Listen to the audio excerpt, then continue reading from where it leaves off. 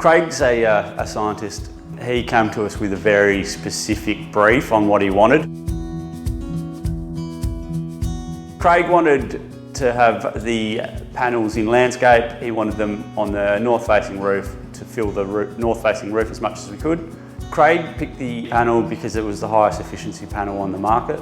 Being a scientist, he had conducted a lot of research into the product. He also requested that he wanted the microinverters, which paired together make a very good system. The main challenge was the roof. The purlin spacings weren't correct, so we had to use a special bracket, a W bracket, to screw down to the roof using E-drop screws and bits and pieces, so it was a bit of a challenge.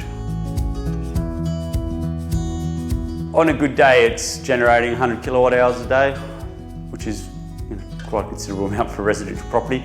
But with his plans to add a substantial battery storage, he felt that he was future-proofing